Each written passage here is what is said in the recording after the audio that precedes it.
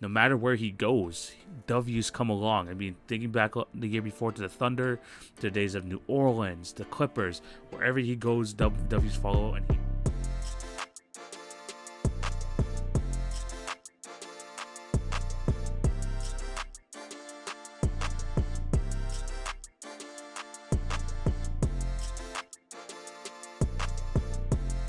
Hello and welcome to the Tuesday, December 28th edition of the TV on Basketball Podcast with your host, TV. Hope you're having a fantastic day and thank you for clicking on to watch or listen to today's episode.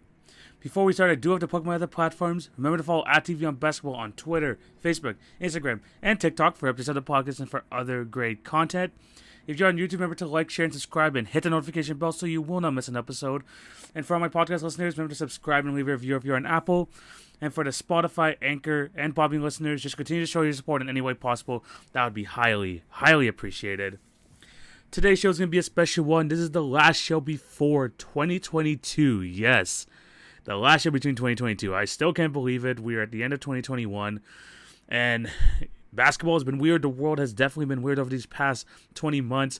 But another year has gone by. And in today's episode, it's going to be really special because we're going to be basically going through the biggest headlines and news stories from this year, and also just give my end of the year awards. Remember, this is not just what's so far this season; it includes the end of last season as well, the playoffs and all that. I'm gonna give you like some awards, maybe 3 or 4 of them, but the main portion of this is gonna be just talking about all the different storylines because man, there have been a lot. Yeah, the NBA has been going crazy this year.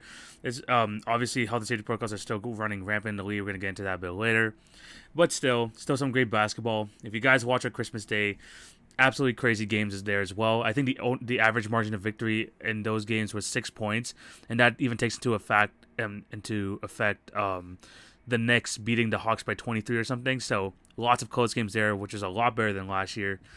Just a lot to talk about. A lot of great basketball going on, and now some people are coming back from health and safety protocols, which is very good news. And we're going to try and we're not going to get into that today, but we're definitely going to try and get to all of these crazy headlines that have been going on this year, and hopefully it becomes a really, really good episode.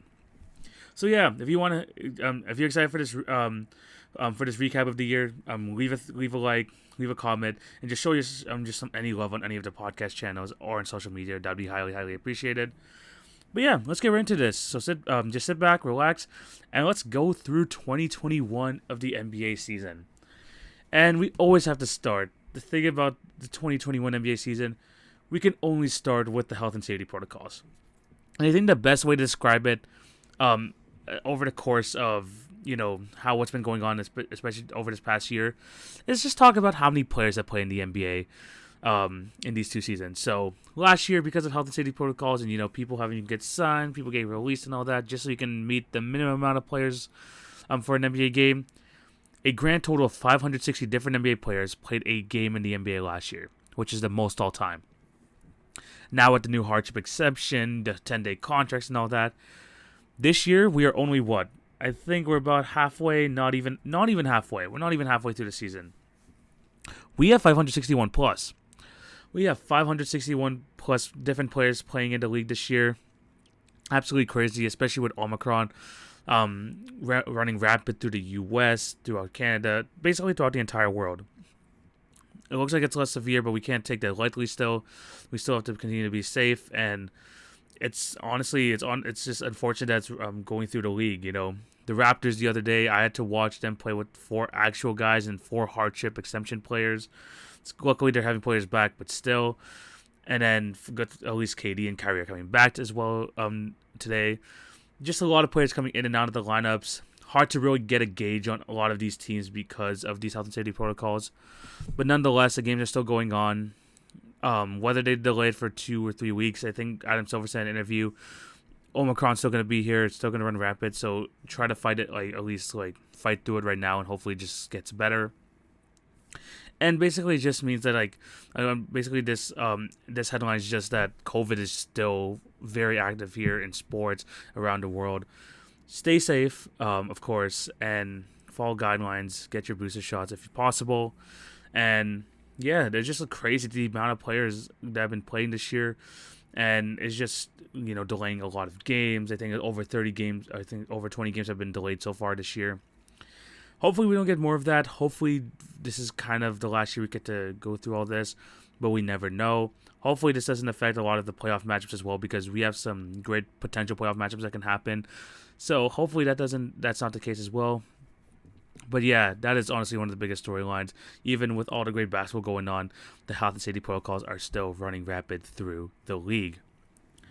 I don't want to talk too much about it. It is still pretty depressing topic for a lot of people, especially because there's a lot of great basketball. But that's still had to be one of the, if not the greatest, the biggest storyline of this NBA year so far. Always, not even so far, just throughout this entire year. COVID is always just looming around, and next thing you know, more players are going to get into health and safety protocols. I mean, even the Thunder, the Hawks have got some more players going in. The Suns finally got a health and safety protocol thing going on for them. So let's hope there's less of these going into the new year, and hopefully we can contain this virus. But let's get to actual basketball. And one of the biggest storylines for this season has to be Nikola Jokic turning himself into a perennial MVP candidate. And the thing about Nikola Jokic is that we knew it was him and Embiid. It was always the discussion between him and Embiid who was the best center in the league. And that continued especially like last year. Embiid, I mean, even before, especially before Embiid's injury, you had the Jokic versus Embiid MVP conversation. Who was going to win it this year? Embiid got injured while Jokic played the entire 82 games. And he just elevated his status to potentially a top 5 player in the league right now. Because look at Nikola Jokic, just throughout this entire year, this guy just was an amazing regular season player. Last year winning MVP and last year without Jamal Murray because he tore his ACL. They were able to beat the Blazers in round 1. Even though they got swept by the Suns in round 2, they were still able to get through it with Nikola Jokic being by far their best player and their most important player. Last year in his MVP season, he was averaging 26 points a game, 11 rebounds, 8.5 assists, 1.3 steals. He was just absolutely fantastic. And what's crazy about Nikola Jokic this year is that he is continuing to continue his stellar play, and he still has the Nuggets, even though they are without PJ Dozier, without Jamal Murray, without Michael Porter Jr. He is still putting this team on his back and holding and helping them to a 500 record, number 5 in the West. And this season, honestly, he's been playing better. He's been playing even better than he has in previous years. This year, averaging 26 points a game, 14 rebounds, 7 assists, 1.3 steals, almost a block a game. And he has the highest, yes, he has the highest PER in NBA history at the moment, which sounds absolutely ridiculous if you think about it. 32.7, I think that's the highest in NBA history. He is just a phenomenal player, and I still think he needs to be more respected than he is right now. Obviously, you got some players at the top of the MVP ladder right now with the Currys, the Durants, the Giannis's. But even though Jokic is on a team that's just at 500, he deserves to have just as much respect as they have. The best center in the league. He is so influential on the offensive end. Without them, they would honestly be dead last in the league. But Jokic is doing his thing. The Nuggets are still in the mix for home court advantage, which is absolutely crazy. But that just shows how good he is. And at only, 27 years of age, I think it's 26 or 27? 26. He's going to turn 27, I think, maybe a month or two. But still, the fact that he's that good, the fact that he is carrying his team to a good seeding still in the West, he deserves more respect. And he needs to be in that almost in that conversation for top 5 players. Because you see Anthony Davis not having as great of a season. Kawhi Leonard's not really playing. James Harden is kind of taking a step down compared to previous years. And Jokic just continues to deliver. Best center in the league, in my opinion. He needs more respect. And honestly, him playing this well is what turned a lot of heads towards the Denver Nuggets and towards him as possibly one of the better players in the league. If only he had a healthy team. He could possibly, make himself available, maybe a finals contender or something like that. But sadly, he can't really do that right now. But he's still continuing to deliver. The Joker era is here. He reigning MVP. This guy's just amazing, and he was one of the biggest storylines of this year. Hopefully we get to go through these some quicker than others, but at the same time, we do have to go through all these because there are some crazy headlines this year. And the next one we're going to be talking about is the Atlanta Hawks, especially their run at the end of last season. Because if you remember the Atlanta Hawks, especially in the beginning of the season when they had Lloyd Pierce, they did not look great. I think they were even outside the top 10 at one point. I think they were like 12 or something. They started off really slowly. I think 13-21 or something. I think that was the record. And that prompted them to fire Lloyd Pierce. I mean, he was their coach for a couple of years now. Apparently, he had some kind of bad relationships in the locker room, and the Hawks finally realized they needed change there. They fired Lloyd Pierce. They're probably thinking of him maybe another coach in mind, but for the time being, they had an interim head coach in Nate McMillan who was on the sidelines for them. And ever since he took over them, they completely took off. They became the 5 seed in the East, and they continue to just grow as a team. John Collins having a great year. Trae Young having his best season as a pro. Him playing so well, especially last season. And from being under, like, maybe, 7 or 8 games under 500, you have the Atlanta Hawks finally taking that step up and becoming a number 5 seed. A number 5 seed in the East, and they went up against the New York Knicks in the first round. They beat them. Trae Young put on an absolute show there in MSG. He became New York's most hated player, and that's when you knew that Trae Young was legit. Trae Young was for real, and that really started cementing him as, like, you know what, this guy's a playoff performer. This guy is one of those guys in the league, especially borderline top 5 player. You can even put him there if you want. And the Hawks continued from there. Even though they weren't satisfied with just being the Knicks in 5 games, they go to Philly. Philly had the best record in the East. Ben Simmons playing very well that season. Embiid, obviously an MVP candidate. Tobias Harris playing well. And the Hawks took it to them.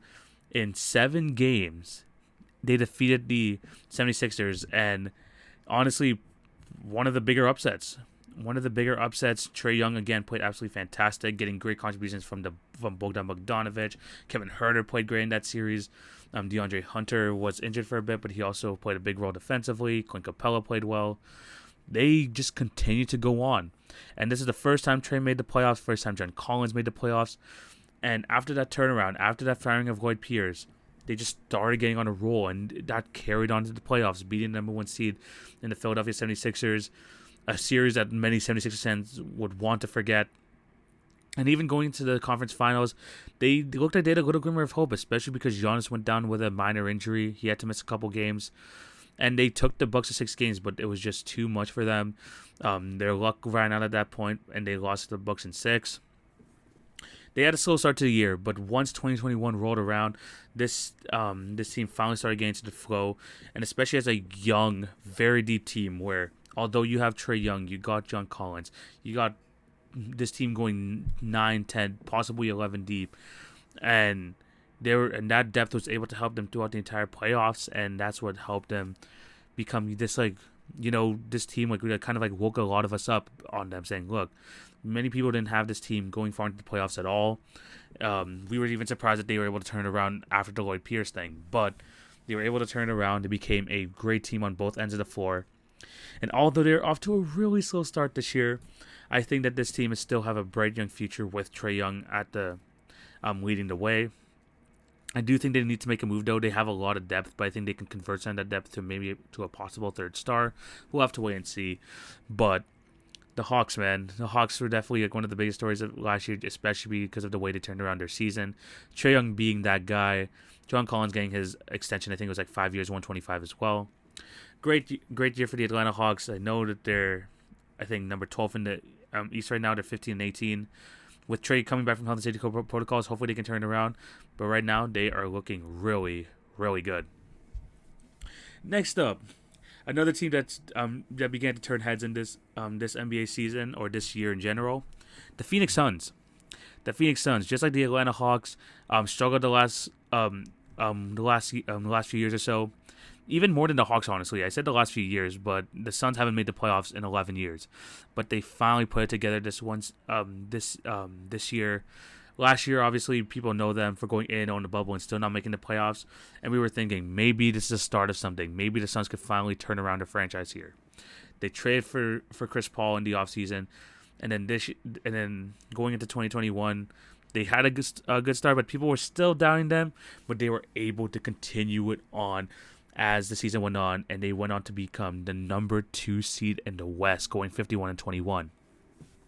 Finished second in the West, but even still, people doubted them because in the first round they had to go against the Los Angeles Lakers, who you always have to say, you can't doubt LeBron. AD is still on that team. You can't never sleep on the Lakers. They go up against the Lakers, beat them in 6 games. Of course, I think the Lakers had injuries and stuff, but the Suns took care of business. They did what they were supposed to do, and they went up to face the MVP in Nikola Jokic in the second round. If you weren't sure about the Suns then, they went on and put up an absolute beating on the Phoenix Suns. Not the Phoenix Suns. The Suns put up an absolute beating on the Denver Nuggets, swept them, and was able to make it to the conference finals. Remember, this team did not make the playoffs in 11 years since Steve Nash played for the team. And they made it to the Western Conference Finals, taking on the LA Clippers. Yes, they got another break here. Kawhi Leonard did not play, but still a tough team. As you saw, the Clippers defeated the Jazz without Kawhi, basically in those final few games. But they beat the Clippers, led by Paul George, in 6 games as well, which means the Phoenix Suns team, who did not make the playoffs in over a decade, made it to the NBA Finals. And in the NBA Finals is another great 6-game series. Devin Booker showed out in the playoffs. He absolutely showed out. We knew he was a great scorer, but we wanted to see him take his game to the next level, and he did so. He was averaging like 25, 26, I think over 26 points a game in the playoffs. Chris Paul at 37 years of age, still looking like a top 5 point guard. And even players like DeAndre Ayton, who was yearning for a point guard to kind of be his waiting to set him up. He finally got done Chris Paul, and he continued to develop. And this team was just crazy how this team was able to jump from not making the playoffs to make it to the NBA Finals. Plain and simple. I mean, CP3, honestly, the biggest thing he showed us this year is that no matter where he goes, W's come along. I mean, thinking back the year before to the Thunder, to the days of New Orleans, the Clippers, wherever he goes, W's follow, and he brought that to the Phoenix Suns organization. Yes, this season they're having some trouble with their owner, Robert Sarver, but even still, number 2 in the West. People thought that maybe last year was kind of a ruse. Maybe we're gonna see the Suns come back down to earth a little bit this year. Nope, they're still 26-7. They're still playing absolutely fantastic. Some of the guys are following health and safety protocols, but nonetheless, they're still playing at a very high level. And honestly, you got to look at these guys and think maybe they are a possible finals contender once again this year. With Chris Paul the way he's playing, Devin Booker playing the way he's playing, career high in 3-point percentage at 42%. This team is for real, and I think people who doubted them last year are starting to have less doubts about them going on this year. There's a lot of teams that have a possibility of making it to the finals, and I think the Suns should be up there. The Suns' resurgence this year is definitely one of the biggest headlines from NBA 2021. But even still, we talked about the Suns, we talked about the Hawks. The one team that beat them going all the way to the NBA championship was the Milwaukee Bucks. And that was definitely one of the biggest stories this year. Year after year, the Milwaukee Bucks had great regular seasons. Giannis winning MVP, Giannis winning Defensive Player of the Year. But they were always flaming out in the playoffs, whether it was the year before to the Miami Heat. They lost to the Boston Celtics the year before that. They always just couldn't get it done in the playoffs. And people were starting to think, does Giannis have that playoff gear? Is Mike Budenholzer the right coach for this team? Me included. In the conference finals, I was like, even if they make it to the finals, I don't even want to see Budenholzer as their head coach. But nonetheless, things finally turned around for the Milwaukee Bucks. They brought in Jrue Holiday in the offseason, trading away, a lot of pieces, a lot of their draft capital. But they needed a starting point guard. They brought in Jrue Holiday. And this trio of Holiday, Middleton, and Giannis just absolutely worked. And they were able to go to the playoffs. They faced a team that eliminated them last year in the Miami Heat in the first round. Swept them. Absolutely demolished them. And that's when you thought, okay, maybe this Bucks team is different. Maybe this is finally turning it around. The second round, they beat the Nets in 7 games. Yes, Harden was hurt, especially at the end of that season, at the series with the hamstring injury, and Kyrie did not play. But still, Kevin Durant was going absolutely crazy in that series. But the Milwaukee Bucks were still able to have that counterpunch, and they were able to win in overtime in Game 7. So with the nuts out the way, the Bucks had a clear path to the NBA championship.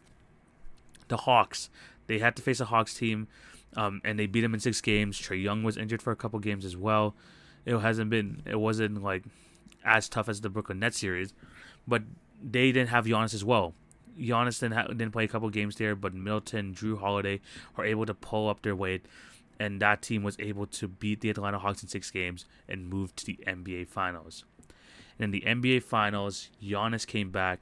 You got some crazy plays from the NBA Finals, including one of my favorite, the Drew Holiday steal and lob to Giannis.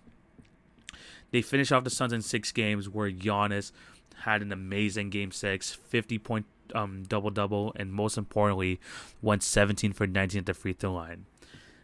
The thing about the whole playoff run, and I think if people want to go back a couple months, 6 months before, now, is that there were just so many questions about the Bucks. Are they for real? Are they not? I mean, Giannis, there was this whole thing in the playoffs where this guy was having 10-second violations at the free throw line.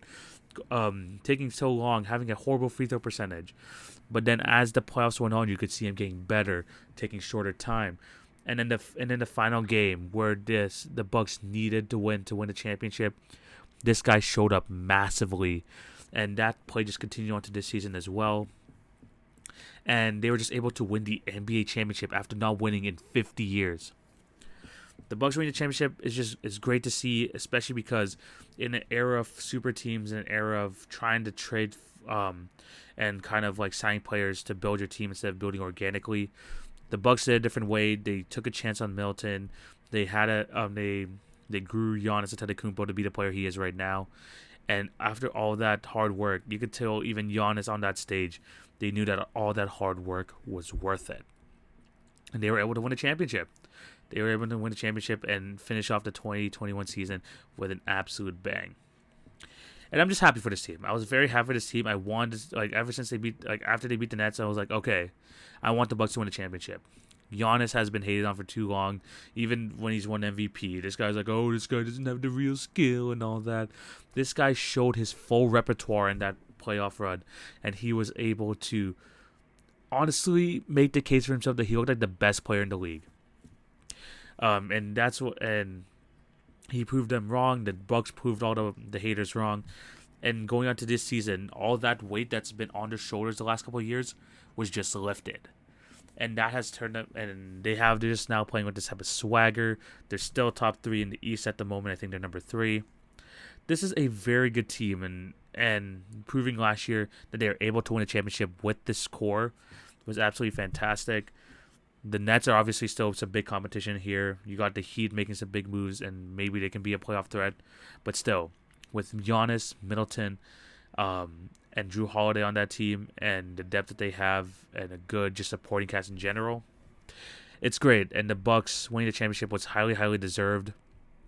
And I think that them winning the championship was, again, one of the biggest stories of this year, especially seeing Giannis finally establish himself as that all-time great player. That was great to see, and what an amazing way to end the 2021 season. Before we move on to the season, let's go through the biggest. There were some big headlines in the offseason as well. The first one, we've talked about it for months on end. I can actually lump these two guys together. The Ben Simmons Kyrie Irving drama, again, one of the biggest news headlines that have basically just gone on for months and months at this point. I mean, let's start with the Ben Simmons drama. I talked about how great the Hawks play in that second round series. Well, the 76ers just looked absolutely like a deer in headlights, especially in that Game 7 loss. Ben Simmons was just not aggressive. He was passing up the ball multiple times.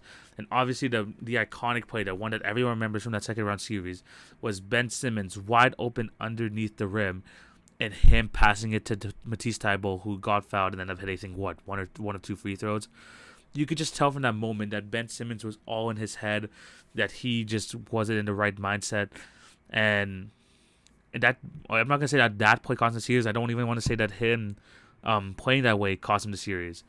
But still, that was just something that is like in the mind of a lot of players, and a lot of fans about that series. And that led to Doc calling him out and B calling him out. And that basically looked like the end of the relationship between the 76ers and Ben Simmons. He finally requested a trade in August. We knew that this trade had to happen because this Ben Simmons Joel Embiid duo has been together way too long with no results coming from it. Or if the results were there, the results were bad. But the thing is, Ben Simmons requested a trade in August. Daryl Morey says, look, we want to trade you, but we want the best package possible, and we want a top 25 player. We are, December 28th when you're listening to this? He still hasn't been traded. He hasn't played a game this season, and he still hasn't been traded. So this drama around Ben Simmons has carried over for how many months now? And the fact that they still haven't made a deal done is just absolutely crazy to me. I don't want to talk about it more. I'm only going to talk about it when the deal finally happens, which I hope happens soon. But still, it's just crazy how over these past 5 months, these trade rumors, these trade packages, all these different things like surrounding a Ben Simmons trade have been rumored, but still nothing has yet to be done, which is absolutely crazy. And he wasn't the only drama that's gone between him and an organization. It's Kyrie Irving as well. Kyrie Irving, although he didn't request to be traded, said that pronounced that he was unvaccinated, and said that he didn't agree with the mandate that the NBA had, where you can only play, or you can only play certain games if you're vaccinated, especially because of the vaccination laws in different states and countries. Didn't like the way that the NBA was doing it, so he basically said, I'm not going to get vaccinated, even though the NBA and lots of other people were encouraging him to do so. He hasn't played a game so far this season, and the Nets early on the season said that he probably should have. They said before the season, we don't want a part-time player. We want someone who's going to be with the team 100% of the time. So they're like, you know what? We're not going to play Kyrie. They still look good. They're still number one in the East. But health and safety protocols have been hindering this team, especially the last few weeks or so. So they activated Kyrie. They activated Kyrie to play in away games. Remember what I said a few weeks ago. By away games, he means every NBA team except for New York and Toronto. They can't play there, and he also can't play home games. He's finally back from health and safety protocols now, as announced today. But still, that news around Kyrie Irving, again, went through the NBA world, especially him going on that live, trying to explain himself. Respect his opinion and all that. And obviously, people have their own varying opinions on the vaccine and all that. That's their decision. But at the end of the day, the NBA is trying to keep its players safe. They're trying to make sure that the season goes on. And Kyrie Irving doing this has halted him from actually playing these games, which is crazy to see because he's still one of the best point guards in the league. We want to see him back, one of the most entertaining players to see in the league. But he just doesn't want to go with the mandates. And, that's up to him, but that's also costing him part of his career. But yeah, I mean, I didn't want to talk about it too much, but man, that Ben Simmons Kyrie Irving drama has still kind of looming around today, even though this stuff happened months before. It's still like in the news. It's still being discussed at this point of the season. But most importantly, I just want Ben Simmons to get traded soon, please. Another thing we have to, the next big headline we have to talk about is the Chicago Bulls and them coming back this season. They knew that they had to make changes to their team, especially with Levine playing the way that he's playing, playing so well that he made, I think, his first All-Star game last year. They knew they had to make changes. So they started off last season trading away Wendell Carter, trading away a couple other players, including some first-round picks, in order to get Nikola Vucevic as the second star. But nope, they weren't done there.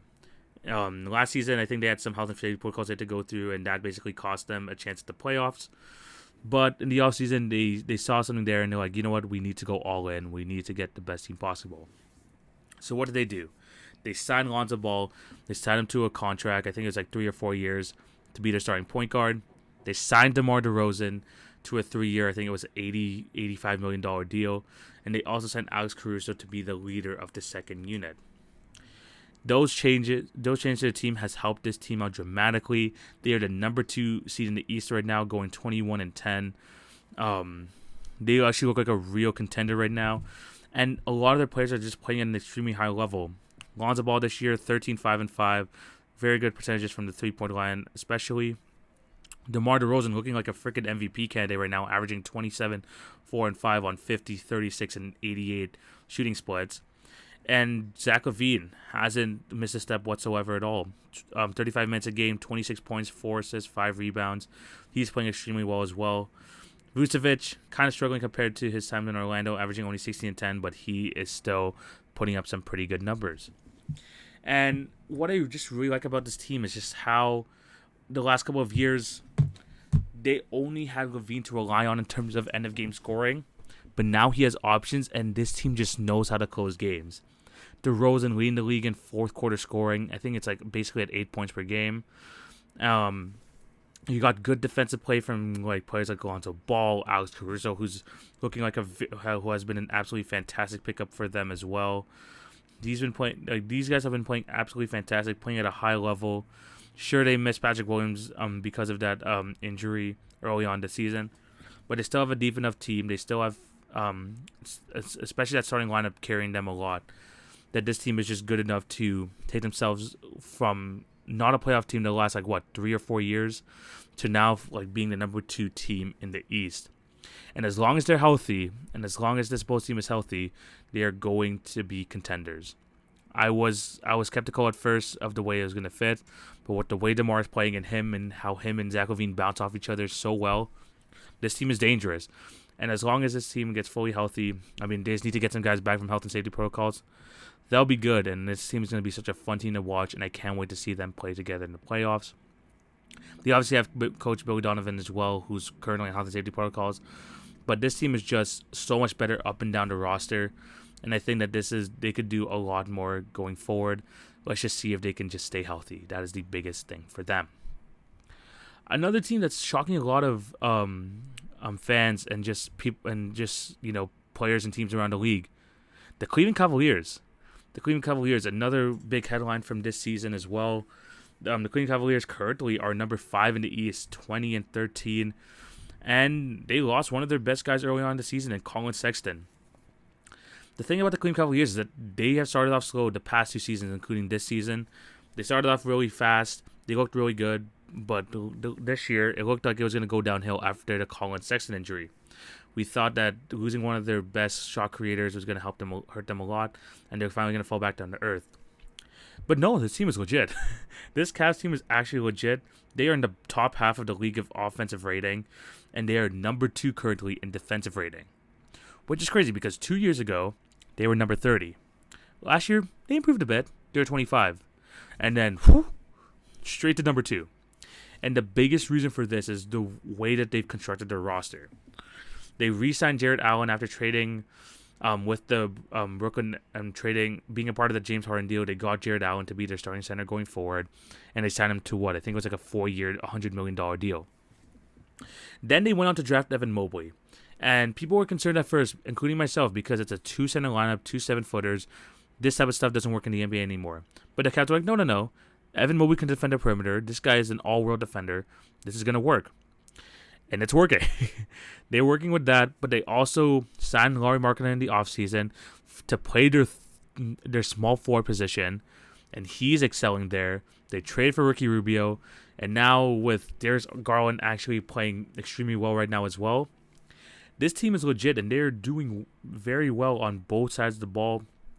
Jared Allen looks like he's going to be a top a potential first-time All-Star this year. Darius Garland playing well, averaging basically 20 and 7. They got Evan Mobley looking like a possible Rookie of the Year. This team is just so good. This team has just exceeded so much expectations. They're getting some great contributions from their bench as well. This is a good team, and led by JB Bickerstaff, who was an interim head coach but finally got that contract extension this season. The Cavs are for real, and I think I was skeptical at first as well, especially because of their history of not being good without LeBron. But this team is good now. And the way that they're playing makes Colin Sexton expendable, so maybe we could see a trade going on this season as well. This is a good team, and I think that a lot of people just need to give this team more respect. The Evan Mobley pick looks fantastic. This guy looks like he's going to be a generational player in the next few years. This is a very good team, and this is a fun team to watch. If you guys watch them, they're a very good team. And I think they can like make some noise and potentially be one of those first round playoff exit for them. Maybe they could be the Hawks of this year. We'll have to wait and see. But man, this team has exceeded a lot, and I mean a lot of expectations from before the season, especially because I think I just had them outside of the top 10 as well. So good on the Cleveland Cavaliers. Next up, the team I want to talk about is the dynasty coming back. The Warriors are back. One of the biggest stories from this season, from not making the playoffs last year, losing both their playing games, game 1 to the Los Angeles Lakers, and then losing in overtime to the Grizzlies. The Warriors looked like, without Clay and stuff, it looked like there was going to be some sort of like fall off. But man, Curry stayed healthy. Draymond is back at playing at an extremely high level. And at the moment, they're the number 1 team in the league, which is absolutely crazy, especially because last year Curry was still putting up massive numbers, leading the league in scoring, came 3rd place in MVP voting. And this year, people are like, as long as Clay and Wiseman get back, maybe there's a chance they could be contenders again. Nope, they're just really good. Steph Curry is just looking like one of the best players in the league. Draymond Green looking like a Defensive Player of the Year candidate. And what's the biggest thing about this Warriors team is that a lot of these role players are stepping up. And Gary Payton II, you got Otto Porter, you got Jordan Poole becoming one of those breakout players for them this year. And they're still number 1 in the league without Wiseman, without Clay. And they're just playing at an extremely high level, and they have had a lot of eyes on them, and they just look absolutely fantastic. I mean, a lot of stuff going on with them this year, especially with Curry breaking the 3-point record a couple weeks ago. This team just looks legit, and waiting on Wiseman and Clay makes the team even more dangerous. I'm just excited to see what they're going to do going forward, because I'm not going to say I thought the dynasty was dead, but I thought that they were going to, in order for them to be in this position again, they're going to have to trade like basically their youth for a 4th star. But what this team is doing is that they're managing the current dynasty they have right now while still developing for the future. When you got players like Jonathan Kuminga playing good in spot minutes, when you still have James Wiseman, who is a former number 2 overall pick, they drafted Moses Moody in the lottery as well. They're trying to balance both this dynasty and this future. And with the way they're playing right now and still waiting for Clay to come back, I would say, continue going what you're doing. I mean, the role players are doing really well. You still got Steph playing at a high level, standing with Draymond Green. Bring Clay back. You have enough scoring. And if you can win a championship with this team and still have something for the future, I think that is a big W for them. And I think they're going to continue to play this well as long as, these guys stay healthy. They stay out of health and safety protocols. I think this team's going to still be really, really good. Especially with Steve Kerr as a championship-winning head coach, as a player and as a coach, of course. This team is just so good. They play both sides of the ball very well. And people just know their role. They know what to do in order to help complement Steph. And everything is just going well for them. Jordan Poole, I mean, he's the second leading scorer, averaging 18 points a game, which is absolutely crazy. But, man, this is the Warriors. And for people who thought they left, including myself, they're back. And they're here for real. Last but not least, the last headline I want to talk about, basically from the 2021 season, and basically going into 2022 as well, is just discussing about these contenders. And I talked about a lot of teams playing at a very high level, and going into this next season as well, you can look at these, like a lot of the teams in the league, like you can make a case for them making it to the finals, which is great. There's some parity in the league. I mean, you got the Suns being a potential candidate, the Jazz, the Warriors, the Bucks, the Heat, the Bulls, and possibly the Lakers if you really want to go that deep. But still, there are a lot of great candidates this year. The only thing that's really going to stop this is, COVID and maybe some injuries and all that. But the fact that there's so many guys, so many teams that you can make a case for to make it to the finals is great for the league, great for fantasy. And I'm just excited to see what's going to happen going forward. Excited to see Clay back for the Warriors. Excited to see if these like hot teams can continue to stay hot. This is going to be a really good NBA season. And as long as, stuff goes well, people stay safe. Hopefully, health safety protocols doesn't doesn't hinder their teams too much. Should be really good. I'm excited for the rest of this NBA season. And, man, there are a lot of teams, man. There are a lot of teams that are going to be competing. And it's absolutely great to see. But yeah, those are the biggest headlines of the 2021 NBA year. Let me know down below your thoughts on any of them. Just a crazy NBA year, and I'm excited for NBA in 2022.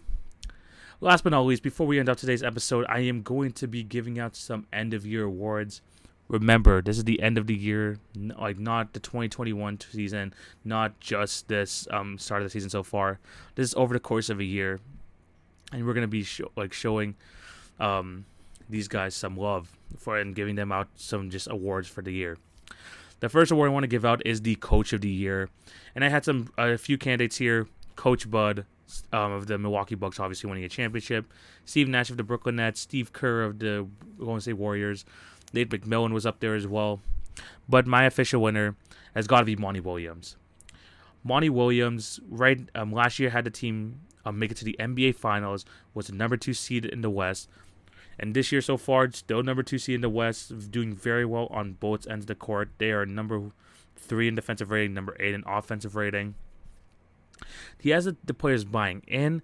They're getting contributions from so many players deep into their bench, the Frank Kaminsky's, the Landry Shamits, the JaVale McGee's, and they still are getting the best out of their top guys in CP3, Chris Paul, and CP3, Devin Booker, and DeAndre Ayton. This team is very good, and this guy just knows how to get his team engaged on both ends. And so far this year, I mean, they had the longest winning streak of the season so far, I think, when they won like 17 or 18 straight games. This team is legit. Monty Williams is just the perfect coach for them. This is why he wins my Coach of the Year.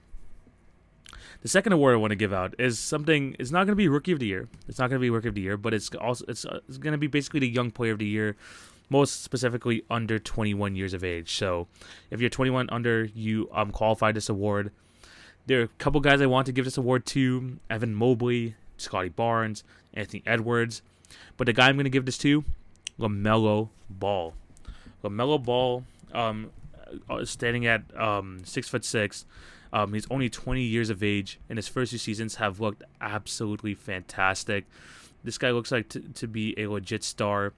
So far in his 2 seasons, averaging 17 points a game, 6.5 rebounds, basically 7 assists. And even from last season going to this season, he has made some big improvements, especially this season, averaging almost 20 points a game, 8 assists, 7.5 rebounds. Decent shooting percentages as well. He has just looked absolutely fantastic. The only thing the Hornets are missing, and the reason why they're only just over 500, is because they had a lot of health and safety protocols. LaMelo Ball was out for a bit, but they're still playing pretty well, and they're still over 500, which is good for them. This guy looks like he's going to be a future star. Lots of questions about him coming out of, especially out of Chino Hills. He went overseas to play in Australia. And we're like, is this guy actually legit, or is this just LeVar putting in all the hype? No, this guy is actually legit. This guy's gonna be one of the best point guards in the league one day, and if he continues to improve as he has been doing so far this season, he's gonna continue to he's gonna be that guy later on down the line. This guy looks like to be a great leader, and he's the reason why he is my winner for best under 21 player of the NBA 2021. I was gonna say NBA season, but it's NBA 2021. Next up, this one is, you can say contradicts with this one, but also just breakout star of the year. For me, this player is someone who either was good or great. I wouldn't say even most improved, but someone who really broke out of their shell and became that guy, or is becoming a really, legit player. It was probably Luka Doncic last year. And this year, there were some pretty good candidates as well. DeAndre Ayton, especially for that playoff run. Julius Randle last year playing as well as he did. And DeJounte Murray, if you want to look at someone from this year who was a good player, but is turning it on to be a very good player. But for me, there's one winner here, and it has to be Ja Morant. And look, I know I've been riding that Ja for MIP hype train all season long. But for me, in terms of 2021, this was Ja's coming out. And that really just started in the play-in game where he played absolutely fantastic against Steph Curry and the Golden State Warriors, helped lead his team out of the play-in tournament and actually as the 8th seed in the West. And in the first round, they faced the number 1 team in the league in the Utah Jazz, and they won 1 game because Ja Morant was playing so well and he was getting good contributions from Jaren Jackson Jr., players like Xavier Tillman, Desmond Bane, who's been balling out this year. Started from last year, Dillon Brooks and all that, and led by Taylor Jenkins as well. This Grizzly team really turned some heads this year. But Ja Morant, really took his game from very good player, probably one of the highest potentials in the league, to being okay. this guy is a borderline top 5 point guard. I mean, last season he was averaging 19 points a game, 4 rebounds, 7.5 assists. Not too much from his first year. But this season, this guy's taken his game to a whole new level, averaging 24 points a game, 5.5 rebounds, 7 assists, better 3-point percentages, highest 3-point percentage of his career so far, highest field goal percentage of his career so far, and this guy looks like he's knocking on the door of a top 5 point guard. This guy is legit. This guy looks like to be a natural born leader. And for people who were criticizing me for saying that John Morant is going to be better than Zion throughout their career, I just trust him more in terms of injuries and stuff like that, and he is continuing to prove me right. My John Morant for MIP take is still going strong, still going to be leading that hype train for him as well. But the way he's been showing out, especially in his first even if you look at the playoffs last year, his first playoff appearance, played 5 games, averaged 30 points a game and 8 assists. That's absolutely crazy. He's playing on such a high level, and he's just going to continue to get better only in his 3rd season. He's the reason why he won my breakout star of the year. Then last but not least, you can call this MVP. I'm going to call it player of the year. This is going to basically be the best player, I think, from the 2021 calendar year in the NBA. And it was really between 2 players. You can go with either one. I wouldn't be too mad. We have Nikola Jokic. We have Giannis Antetokounmpo. But because of the championship, because of the way he played in the finals, I got to give it to my guy, Giannis Antetokounmpo.